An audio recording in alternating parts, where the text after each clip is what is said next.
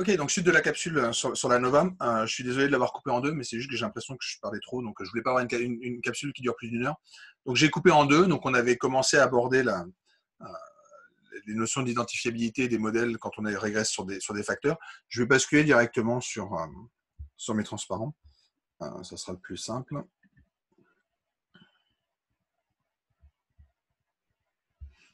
Et donc on avait déjà vu les deux premières approches. La première consistait à dire je vais supprimer ma constante, donc bêta j vaut 0.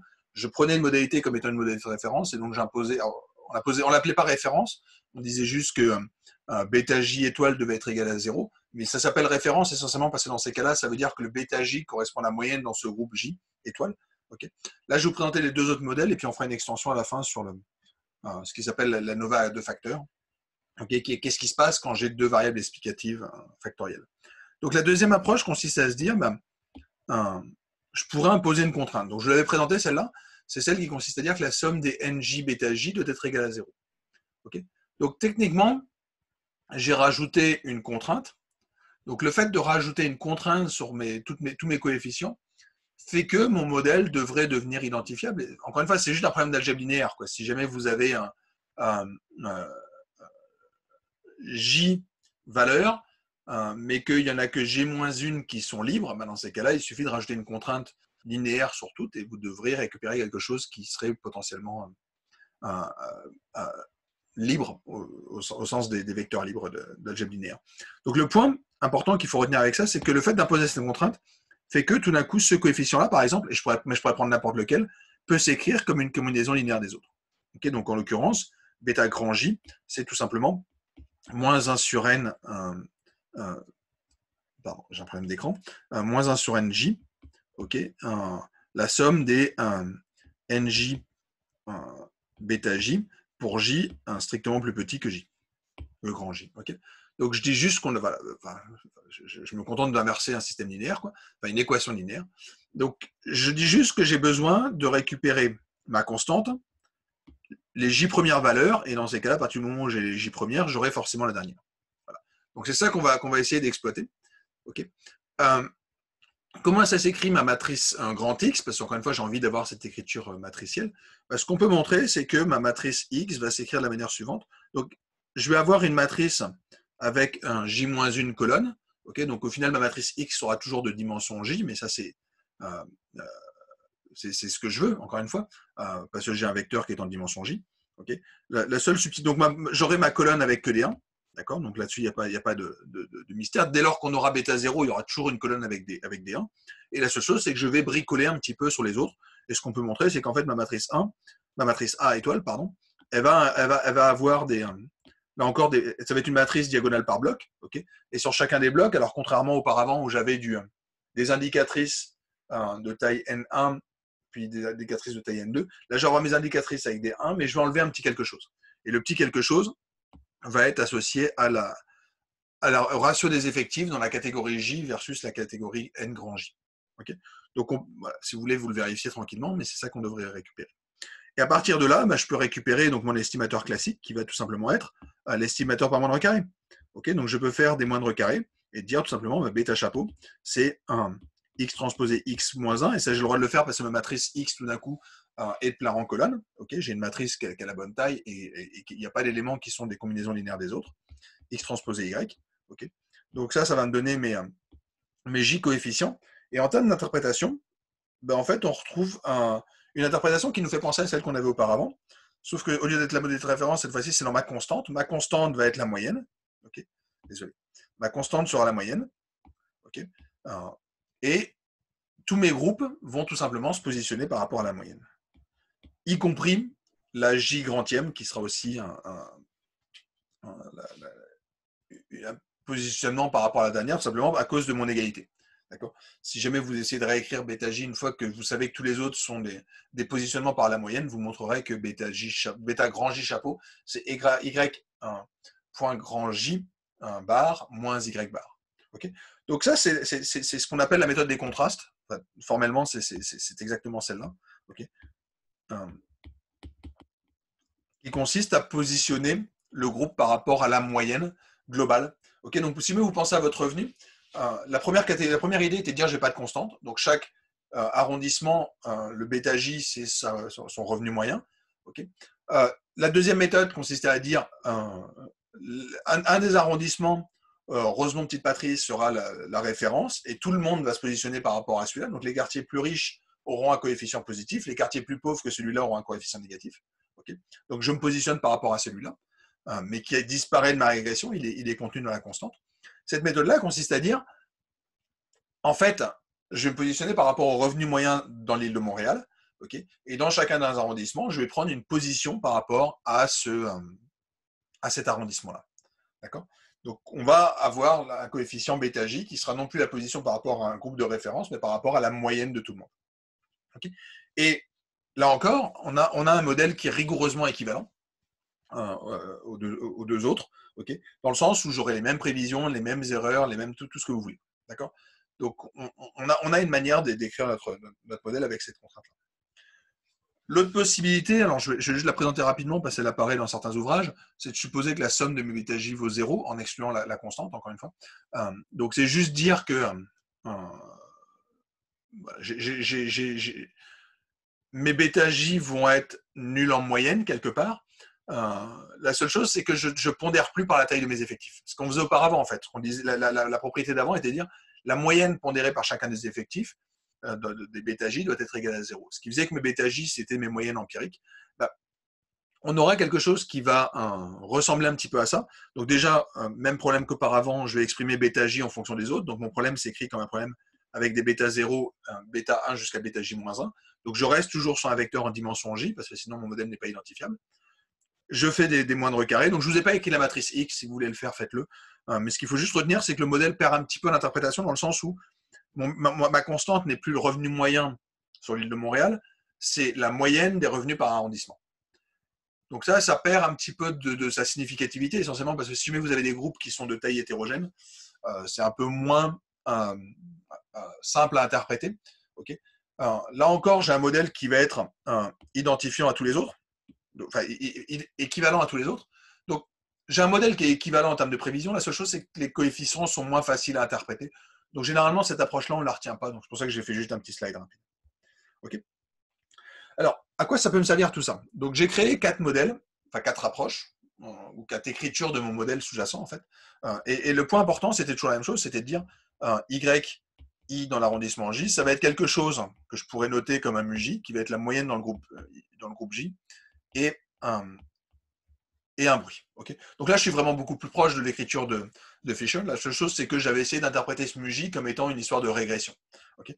Et ce que disait quand même Fisher, c'était les epsilon et J, ils sont de variance constante qui vaut sigma carré. Et ça, c'était notre hypothèse très très forte qu'on va pouvoir exploiter maintenant. Alors, je peux réutiliser des choses qu'on avait évoquées dans le cas de la régression multiple, c'est le fait qu'on a de la décomposition de la variance, alors que je traduis sur la somme des carrés. Okay. Donc la somme des carrés totaux va être égale à la somme des carrés des résidus plus la somme des prévisions. Okay. Alors, ce que je traduis directement sur un problème de variance, tout simplement en notant que cette écriture-là, je peux l'écrire cette forme-là. Okay. Donc la norme de Y centré, ça va être la norme de mon résidu. Okay, donc cette chose-là, c'est la norme de mon epsilon chapeau. Et l'autre, c'est tout simplement en gros la variance de ma prévision. D'accord. Donc on a cette petite propriété-là. Et le but de Fisher, c'était de se demander est-ce que tous les groupes sont identiques? Okay. Donc est-ce que alors, si jamais je me place dans l'hypothèse où j'ai un... Alors, je reviens sur mon premier modèle de base, qui était, si vous voulez, la valeur constante, plus un bêta J. Okay. Je me demande, est-ce que tous les bêta J sont nuls? Donc, en gros, est-ce que tous les mu J sont égaux entre eux? Okay. Donc, est-ce que j'ai la même moyenne dans tous les groupes? Ou est-ce qu'il y a au moins un groupe qui sort du lot? Donc, c'est ça la question que pose Fisher, c'est ça l'idée de l'analyse de la variance, c'est d'essayer de se demander est-ce que ma collection de groupes est homogène ou pas. Donc, ce qui se traduit par le fait que tous les MUJ, les moyennes dans chacun des groupes sont les mêmes, ce qu'on va traduire en termes de régression en disant l'écart par rapport à une valeur identique doit être égal à 0. Okay. Donc, c'est ça qu'on va essayer de tester. Et la statistique que propose Fisher, elle est très simple, elle est basée tout simplement sur ma décomposition de la variance. bah, décomposition de la variance, on voit apparaître des normes 2, on voit apparaître des distances euclidiennes. Donc derrière, moyennant une hypothèse de normalité, okay, je vais récupérer des lois d'Euclide 2. Okay, donc cette chose-là, on devrait voir apparaître une loi d'Euclide 2, mais pareil pour celui-là. D'accord. Donc les deux vont suivre des lois d'Euclide 2. Donc quand on fait des ratios de lois d'Euclide 2, on voit apparaître une loi de Fischer. Donc ce que propose Fischer, c'est tout simplement de faire un ratio entre la somme des carrés des résidus, la somme des carrés expliqués, c'est-à-dire la variance de mon Y chapeau, sur la variance de mes résidus. Okay. Ce qu'on espère, c'est que cette chose-là soit la plus faible possible. Okay. Essentiellement parce que vous espérez que ce que vous expliquez soit le plus élevé possible. Si jamais ce que vous expliquez est très loin de vos résidus, dans ces cas-là, vous avez réussi à capturer quelque chose avec votre modèle. D'accord. Donc, si jamais vous êtes grand, ça veut dire que votre modèle est explicatif. Le problème, c'est que ce n'est pas du tout ce qu'on veut tester. Nous, ce qu'on veut tester, c'est justement que le modèle ne soit pas du tout explicatif et le fait que tous soient égaux à 0. Donc, comme notre hypothèse de base, c'est le fait que les modèles ne sont pas égaux, ce qu'on veut, c'est que sous l'hypothèse H0, c'est que cette statistique F, elle soit petite. On veut qu'elle soit petite. Si jamais elle est petite, dans ces cas-là, on va accepter le fait qu'aucun des coefficients ne sert à quoi que ce soit. Okay. Et petite, comment je le vois, c'est petite relativement au fait qu'on suit une loi de Fischer. D'accord. Donc une loi de Fischer, je vous rappelle, c'est une loi qui est positive. Okay. Donc généralement, on va regarder par rapport à un quantile. D'accord. Donc vous allez me donner par exemple un quantile à 95%. Donc on va se situer par ici. Et donc on va dire, j'accepte si jamais je suis plus petit que le quantile à 95% de cette distribution-là. Okay. Donc on voit le test comme étant une distance quelque part à l'hypothèse H0. D'accord. Donc ça, c'était mon modèle de Fischer avec un facteur, mais encore une fois, il n'y avait rien de bien nouveau dans ce que je vous ai présenté. C'est vraiment juste la NOVA classique. Là, la chose qui serait peut-être un petit peu nouvelle, c'est la NOVA à 2 facteurs. Donc, qu'est-ce qui se passe quand j'ai 2 variables explicatives? D'accord. Donc, j'ai une variable x1. Désolé, je ne vais pas tout le faire. J'ai ma variable x1 qui peut prendre potentiellement i modalité. Et j'ai ma variable x2 qui peut prendre k modalité. Okay, donc je vais garder l'indice i pour mes individus classiquement. D'accord. Donc je vais avoir plusieurs choses qui interviennent. Donc encore une fois, comment je peux le visualiser? Dans ma population, j'ai ma variable x1. Okay, donc je vais couper en 1, 2, 3, un grand i. Okay, et je vais avoir mon autre groupe, okay, éventuellement qui sera avec juste 2 modalités. 1, 2, grand J. Okay, et donc je vais essayer donc cette fois-ci, j'ai plus de facteurs. Okay, donc je vais me demander par exemple, est-ce que dans chacun des petits groupes qui sont caractérisés par la première et la seconde composante, est-ce que j'ai toujours la même moyenne? Donc si jamais je reste sur mes histoires de revenus, par exemple, je vais rester sur tous mes arrondissements, mais je vais rajouter une information qui serait peut-être la classe d'âge. Est-ce que le revenu pour les jeunes, les moins jeunes et les seniors, il est le même? Okay. Donc je rajoute des catégories. D'accord. C'est ce qu'on voit avec ce schéma-là. Okay. Mon découpage en I classe, tout d'un coup, va passer en un découpage en I fois J classe. D'accord. Donc je me retrouve avec un modèle beaucoup plus gros en termes d'explicabilité. D'accord. Disons d'explication possible d'une hétérogénéité, quelque chose comme ça. Mais on va continuer à avoir un modèle qui, je suis désolé, j'ai l'impression que je fais plusieurs fois les mêmes typos, mais après il y a une certaine cohérence dans mes erreurs. On va écrire le modèle de la manière suivante, donc c'est vraiment la continuité de ce qu'on avait auparavant. Donc je vais avoir des individus toujours notés YI, okay, mais qui sont à la fois dans le groupe que j'avais indiqué ici, qui est le groupe de la J, de la... Désolé, je m'étais trompé, c'était pas... Ici c'est du J et l'autre c'est du K. Ok, donc je m'intéresse à l'individu I qui se trouve à la fois dans le groupe J et à la fois dans le groupe K. D'accord? Petit K. D'accord? Donc je m'intéresse à ce petit groupe, donc je vais supposer que j'ai quoi? J'ai quelque chose qui est constant. Donc je voudrais dire que j'ai quelque chose qui va être de la forme μJK. Et de la même manière que, donc ça c'était l'écriture qu'avait proposée initialement Fischer. Si je l'écris dans un point de vue plus régression, je vous dis qu'il y a une valeur moyenne, plus un effet qui va dépendre du groupe. Okay. Donc il y a le revenu d'une personne, la personne J qui habite dans l'arrondissement J, l'individu I qui habite dans l'arrondissement J qui est dans la classe d'âge K, son revenu va dépendre de 2 facteurs. Okay. Ça va dépendre de l'arrondissement où il se trouve. Donc si je mets dans un arrondissement plus riche, son revenu moyen, enfin son revenu individuel devrait être plus riche. Et si en plus il est dans une classe d'âge où on est plus fortuné, il sera encore plus fortuné. Donc on va rajouter un autre effet. Okay, donc je vais déjà avoir mes deux effets. Donc mes bêtas vont se démultiplier, mais je vais avoir un effet peut-être en plus qui serait peut-être qu'il y a un effet croisé. Peut-être qu'il y a certains quartiers où les jeunes sont vraiment très très pauvres, et dans ces cas-là, il faudra encore accentuer. Donc, ce n'est pas juste qu'ils sont pauvres et qu'ils sont dans certains quartiers, les effets se cumulent.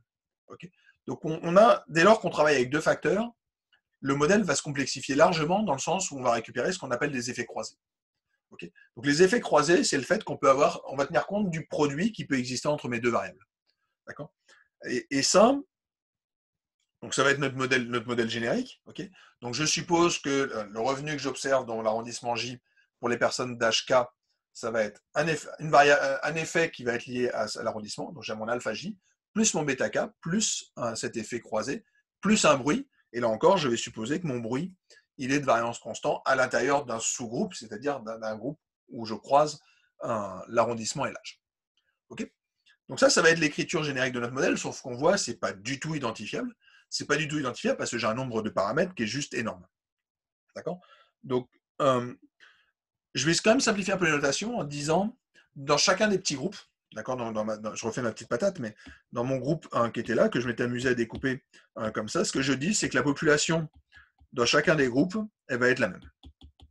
Okay, donc, je suppose que les NIJ sont constants, essentiellement parce que sinon, c'est juste compliqué à modéliser, mais c'est juste, voilà. L'idée, c'est surtout que vous compreniez la philosophie. Encore une fois, l'idée de ce cours, c'est un cours appliqué. Donc après, vous allez faire des régressions. Ce que je veux juste, c'est que vous compreniez déjà ce qui se passe quand on met un facteur, ce qui se passe quand on en met deux, et ce qui se passe quand on va avoir des effets croisés. Okay, donc là, on est vraiment dans cette approche où je vais avoir ces effets croisés. Donc comment est-ce que je fais pour créer ma matrice X, d'accord? Donc on avait créé notre petit modèle. Encore une fois, mon petit modèle me disait j'ai un effet constant, plus un effet qui va dépendre de premier facteur, plus un effet qui dépend du deuxième facteur, plus un effet qui dépend du facteur croisé, plus un bruit. Okay, donc on avait quelque chose qui ressemble à ça. D'ailleurs, j'ai même pas besoin de mettre d'indice parce qu'encore une fois, j'ai des variables qui sont guidées. Okay, donc j'ai juste un epsilon, un epsilon. Ok. Donc ça c'est bien, mais ça me fait un truc de quelle taille? Ça me fait un truc de quelle taille? Il faut compter combien de composants de ça. J'ai une constante. Donc j'ai un élément. Ici, j'ai J éléments. Ici, j'ai K éléments. Et ici, j'ai J fois K éléments. Okay, donc on a quelque chose qui est potentiellement assez important dans le sens où je vais récupérer, si je l'aurais écrit comme tout à l'heure, ma matrice X, elle va se composer d'une matrice 1. Et puis après, je vais avoir d'autres éléments. Alors les premiers éléments, ils vont venir de cette matrice 1, donc de ces éléments alpha. D'accord, donc je vais avoir ma matrice A. Ma matrice A, à quoi elle ressemble? Ça va être un peu ce qu'on avait eu auparavant, c'est-à-dire cette matrice qui était diagonale par bloc avec des indicatrices. Donc j'avais plusieurs petites indicatrices, donc à chaque fois de taille, cette valeur-là, le NJK global. D'accord, donc supposons que j'ai 100 individus dans chacune des classes. Okay, dans ces cas-là, j'ai 100 fois 1, puis 100 fois 1, puis 100 fois 1, puis 100 fois 1. Okay, donc je récupère cette matrice A. La matrice B, ça va être un petit peu pareil. Okay, alors, il faut juste mettre les 1 au bon endroit. D'accord, je vous le montrerai si vous voulez sur un exemple en R, mais l'idée c'est que éventuellement je commence à ordonner mes 1. Donc reprenez mon exemple précédent où je mettais la taille des gens, puis je mettais le sexe. Donc je mettais tous les 1 au début, tous les hommes, puis après toutes les femmes. Mais supposons que j'avais une autre variable qui soit, par exemple, dans quel établissement vous êtes, l'établissement A, l'établissement B. Une fois que j'ai mis tous les hommes ensemble, je vais mettre tous les établissements A, puis tous les établissements B, et pareil pour l'autre. Okay, donc formellement, ma matrice, elle va s'écrire de la manière suivante. Donc si jamais j'avais deux variables binaires, okay, donc ma matrice A, ma matrice B vont se décomposer de la manière suivante. Je vais avoir ici que des 1, et ensuite des 0. Puis ensuite, ici, j'aurai que des 0, puis ici un 1. Okay, puis ici, dans mon groupe B, je vais décomposer. Ici, j'aurai tous mes 1, puis ici des 0, puis ici que des 1. Voilà. Donc je m'amuse juste à réordonner tout le monde. D'accord, donc avec ce découpage, que vous pouvez démultiplier autant que vous voulez, d'accord. Donc si jamais j'avais à chaque fois, si jamais j'avais J facteur pour A et K facteur pour B, dans ces cas, j'aurais plusieurs matrices par bloc avec à chaque fois. Donc ici, je dois avoir plein de fois mes éléments, d'accord. Donc j'aurai comme ça J grande matrice, ok, avec des 1, beaucoup de 1 qui suivent. Okay. La seule chose, c'est qu'à chaque fois, ça va être découpé en K composantes. Okay, puisqu'à chaque fois, il va falloir que je fasse des sous-matrices identiques pour mes V. Okay, donc c'est à ça que ça va ressembler. Et se cache une autre composante ici qui va être la matrice C. Alors, comment est-ce qu'elle est définie, cette matrice C? Cette matrice C, c'est le produit croisé. Donc, si jamais je regarde ma matrice C, à quoi elle ressemble? Bon, je vais juste effacer un tout petit peu ce terme-là. Si jamais je regarde ma matrice C, à quoi elle ressemble? C'est très simple. Ma matrice C, déjà, elle est dimension 4. Okay, donc, en l'occurrence, elle est de dimension JK. Okay, qu'est-ce qu'il va y avoir? C'est tout simplement le produit des différents termes. Donc, ici, je vais avoir des 1, puis des 0, puis des 0, puis des 0. 0, alors, il ne faut juste pas que je me trompe, mais je dois avoir 0, 1, 0. 0, 1, 0, 0, 0, 0, 0, 1. Okay, donc, je vais récupérer comme ça ce produit croisé, okay, essentiellement parce que mon indicatrice d'être de croisé, c'est le produit des deux indicatrices d'être dans chacune des catégories. Okay, donc, l'indicatrice associée à la catégorie J et la catégorie K, c'est tout simplement l'indicatrice qu'on soit dans la catégorie J pour le premier, multiplié par l'indicatrice. Il faut à la fois être dans, c'est juste un problème de logique, hein, il faut être dans le groupe J et dans le groupe K. Et c'est écrit comme une multiplication d'indicateurs, et donc on a ça. Okay, donc ma matrice, elle est déjà beaucoup plus grosse. Okay, donc ma matrice X, qui était au départ de taille 1 plus J, tout d'un coup elle passe à 1 plus J plus K, et surtout on récupère ce produit qui va potentiellement être très très gros. Okay, donc on a un vrai problème d'identifiabilité, mais on a là encore plusieurs solutions. D'accord, donc il va falloir imposer pas mal de contraintes, parce que j'en ai beaucoup trop. Okay, c'est que ma matrice, c'est indiqué ici, ma matrice, elle est de cette taille-là, le rang, c'est très exactement J fois K. Okay, pourquoi? Parce qu'essentiellement, j'avais J fois K groupes. Donc, je veux autant mes contraintes, c'est de matcher avec tous mes groupes, mes sous-groupes. Okay, donc, j'ai tout simplement 1 plus J plus K contraintes qui sont en trop. Donc, il y a pas mal de possibilités. La première, c'est de dire, je supprime tous les termes qui ne sont pas les termes croisés. Donc, j'enlève la constante, j'enlève l'effet I, j'enlève l'effet sur ma première variable et j'enlève l'effet sur la seconde. Okay, donc, ça va être une possibilité. L'autre possibilité, c'est de se dire, je vais me donner des références en J et en K. Et ce que je vais dire, c'est que mon coefficient sur mon facteur J étoile est égal à 0. Mon facteur sur l'autre effet en K étoile va être égal à 0. Et mes effets croisés, dès lors que je suis sur ma référence, ça va être égal à 0. Et ça, en fait, c'est la méthode qui sera privilégiée. Okay, c'est celle qui va être principalement utilisée sous R. Après, il existe d'autres possibilités qui consistent à supposer que j'ai des effets, des valeurs moyennes. D'accord, donc, je vais supposer, par exemple, que la somme de mes alpha J soit égale à 0, la somme de mes bêta J soit égale à 0. Alors, ici, c'est équivalent dans le sens, c'est équivalent aux deux dernières méthodes que je n'avais pas présentées sur la régression, un seul facteur, essentiellement parce que mes tailles dans mes effectifs sont identiques. Okay, donc, cette écriture-là, c'est juste dire que je vais interpréter en disant que j'ai des valeurs moyennes pour ma constante, quelque chose comme ça. Okay, et je suppose aussi que quand je somme sur toutes mes lignes, si jamais je mettais mes gammas dans une matrice, mes sommes par colonne et mes sommes par ligne doivent être égales à 0. Okay, donc la dernière est un peu compliquée, mais encore une fois, c'est celle qui va correspondre à ce qu'on appelle les méthodes de contraste. Okay, donc on voit qu'on a essentiellement deux arbitrages possibles. Le deuxième qui consiste à fixer des modalités. La dernière qui est plus compliquée, mais qui va permettre d'interpréter par rapport à une valeur moyenne, soit dans mes quartiers, soit globale, soit par classe d'âge. Okay, donc je vais juste vous les présenter rapidement, encore une fois, mais je vais présenter en particulier la première et la dernière. Okay, la première me disait quoi? La première, c'est de dire, je suppose que je n'ai pas de constante, je suppose que je n'ai pas d'effet de la première variable, je n'ai pas d'effet de la deuxième, j'ai juste des effets croisés. Donc on récupère cette écriture-là, tout simplement. C'était en fait le modèle que proposait essentiellement Fisher dans le début, c'est-à-dire, je suppose que j'ai des coefficients tous différents, mais sans constante. Okay, ce qu'on voit, c'est que je récupère quelque chose de très simple, qui était exactement ce qu'on avait dans le cas univarié, dans le cas d'une seule variable, c'est de dire que le gamma JK chapeau, c'est tout simplement la moyenne dans le groupe JK, tout simplement. Okay, et là encore, ce qu'on peut montrer, c'est qu'on récupère donc c'est l'estimateur par moindre carré, il est sans biais, c'est l'estimateur de variance minimale parmi tous les estimateurs linéaires, ce genre de choses. Je peux aussi récupérer mon estimateur de ma variance, okay, avec toujours la même interprétation, c'est qu'en fait, ça correspond plus ou moins à de la variance dans chacun des petits sous-groupes. Okay, mais qui était l'hypothèse de départ quand Fisher écrit son modèle avec cette chose-là en disant ici j'ai des résidus de variance sigma carré, bah, j'ai des variances qui sont identiques dans chacun des sous-groupes. Okay, donc on va récupérer cet estimateur-là. Mais je peux faire exactement la même chose en changeant un tout petit peu mon écriture. Cette fois-ci, je vais supposer que j'ai mes constantes. Donc c'est la méthode des contrastes. Bah, ce qu'on peut montrer, c'est que quand j'ai mon écriture avec des contrastes, je vais avoir des interprétations très naturelles, dans le sens où le mu chapeau, ce sera la moyenne dans toute ma population, sur toute l'île de Montréal. Les alpha J, je vais avoir une interprétation en termes de revenu moyen dans un arrondissement. Okay, et le bêta K, ce sera le revenu moyen par classe d'âge. Et donc, finalement, je me positionne toujours, donc après, je vais avoir une interprétation sur mes coefficients qui me restent, en disant, bah, c'est le revenu moyen que j'ai dans mon groupe d'une certaine classe d'âge dans un certain arrondissement, que je vais comparer par rapport à la moyenne dans l'arrondissement où je me trouve, l'arrondissement J, que je vais comparer aussi par rapport à la revenu dans la population de classe d'âge K, mais que je vais corriger par le revenu moyen que j'ai dans ma population totale. D'accord? Donc c'est une espèce de mix, et c'est relativement intéressant d'avoir cette analyse-là, où on voit une position par rapport à chacun des deux facteurs, qui sont le facteur d'arrondissement et le facteur d'âge.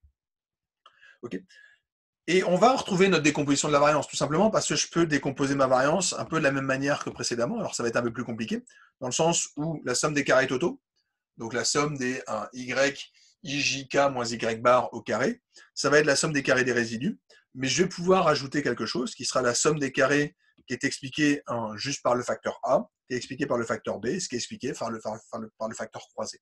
D'accord? Donc je vais récupérer cette décomposition-là avec la somme des alpha chapeau carré, la somme des bêta k carré et la somme des gamma jk carré. Et l'avantage, c'est que quand on a écrit cette décomposition de la variance en 4 termes, bah, c'est qu'on peut tester toutes sortes de choses. Okay, je pourrais m'amuser à tester tout, voir si tout est nul, mais ce n'est pas forcément très intéressant. Ce qui peut être intéressant, par exemple, c'est de se demander, est-ce qu'il y a une interaction? Est-ce que ce facteur gamma jk, il sert à quelque chose? Ou est-ce que, formellement, c'est juste que j'ai un effet pour le facteur 1, j'ai un effet pour le facteur 2? Bah, ce que propose Fisher, c'est de dire, bah, oui, je peux tester si j'ai juste une interaction. Comment je le fais? Bah, le test d'interaction, c'est se demander, est-ce que tous mes coefficients gamma jk valent 0? Dans ces cas, je regarde juste la somme des carrés de mes résidus divisé par la somme des carrés, la somme des carrés expliquée par le facteur C, donc par le facteur gamma, divisé par la somme des carrés des résidus. Et ça, si jamais mon hypothèse H0, qui est qu'il n'y a pas d'interaction, est vraie, on devrait récupérer notre Fisher. Okay, donc on a quelque chose de très intéressant avec cette décomposition de la variance en 4 termes. On voit apparaître les différents effets, c'est qu'on est capable d'identifier l'impact de chacune des composantes. Mais je peux aussi voir, est-ce que mon facteur A me sert à quelque chose? Ou est-ce que c'est trop hétérogène entre mes arrondissements, par exemple? Et dans ces cas, ce n'est pas un effet d'arrondissement qui joue, c'est plutôt un effet de structure d'âge et peut-être un effet croisé. Okay, mais je peux voir, est-ce qu'il y a, en gros, est-ce que mes arrondissements sont homogènes entre eux? Donc on va faire un test du facteur d'âge, tout simplement en regardant la somme des carrés expliquée par A, que là encore, je vais normaliser par la somme des carrés des résidus. Ou alors, je peux faire un test de l'effet du facteur. Okay, donc, dès lors qu'on a plusieurs variables explicatives, il faut faire un petit peu attention parce qu'on peut avoir des effets croisés. Okay, mais je peux tester pour voir si ces effets croisés ont du sens ou pas. Donc, classiquement, j'avoue que dans le cours, je parlerai essentiellement de modèles additifs, on ne s'amusera pas trop à croiser, mais ça peut toujours valoir le coup pour améliorer un modèle, de voir s'il y a des effets croisés, et en particulier de faire un test pour voir si jamais ces effets croisés ont du sens. Okay, donc je vous ai fait la théorie, je pense que la pratique arrivera un petit peu plus tard. Pour le moment, je vais vous laisser digérer un petit peu tout ça, et on va bientôt se retrouver, je pense, pour d'autres capsules. À très bientôt.